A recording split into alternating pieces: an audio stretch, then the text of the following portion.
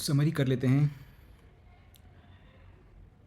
अभी तक हमने जो भी सीखा जल्दी से उस पर एक ब्रॉडर एक डिस्कशन कर लेते हैं कि क्या क्या सीखा हमने। तो पहले हमने सीखा कि money is not a real resource.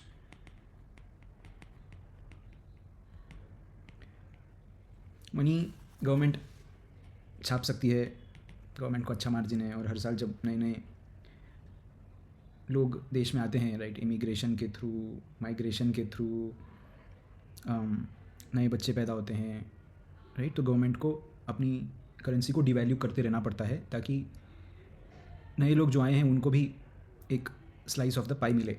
ठीक है, तो वो करते रहते हैं, उनका वो हमारे कंट्रोल में तो है नहीं। बट इतना समझना हमको ज़रूरी है कि money is not a real resource, right.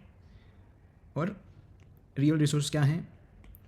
जैसे घर हुआ, फूड हुआ, गोल्ड हुआ, एजुकेशन हुआ, स्कूल का फ़ीस हो गए, राइट। जो भी चीज़ हम इंसान यूज़ करते हैं डायरेक्टली इनडायरेक्टली, पेट्रोल हुआ, ये सब रियल रिसोर्सेस हैं, और हम इन सब को तोलते हैं मनी को यूज़ करके, राइट। मनी एक आर्टिफिशियल रिसोर्स है जो गवर्नमेंट कंट्रोल करती है, हमारा उस पर कोई कंट्रोल नहीं है, और हर साल उसकी वैल्यू डीवैल्यू होगी और रियल रिसोर्सेज की वैल्यू ऊपर जाएगी। ठीक है, फूड की वैल्यू ऊपर जाएगी, गोल्ड की वैल्यू ऊपर जाएगी, धीरे धीरे लॉन्ग टर्म में, राइट। शॉर्ट टर्म में तो हमको दिखाई नहीं देगा, बट लॉन्ग टर्म में पैसे की वैल्यू गिरेगी और बाकी रियल रिसोर्सेज की वैल्यू ऊपर जाएगी। तो इसको हमने एक फॉर्मूला देखा था कि money has a inverse relationship with resources, और हमने और एक देखा था कि वेजेस जितने स्पीड से बढ़ता है उससे ज़्यादा स्पीड से एसेट्स या बाकी रिसोर्सेस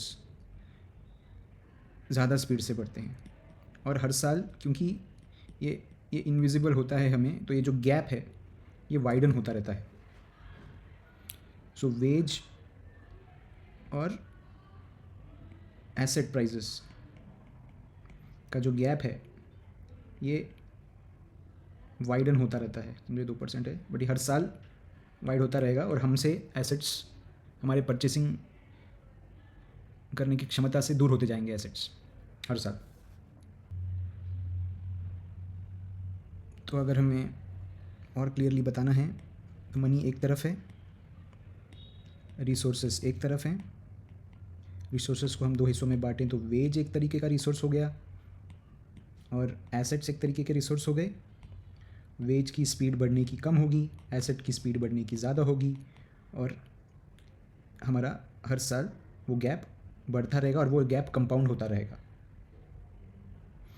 तो इन सब को समझने के बाद मुझे करना क्या है?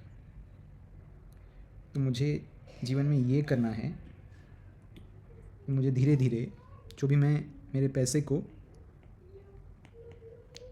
एसेट्स में कन्वर्ट करता जाऊँ over a long period of time. धीरे धीरे करके लॉन्ग पीरियड में मैं एसेट को एक्यूमुलेट करता जाऊँ मेरा मनी यूज़ करके।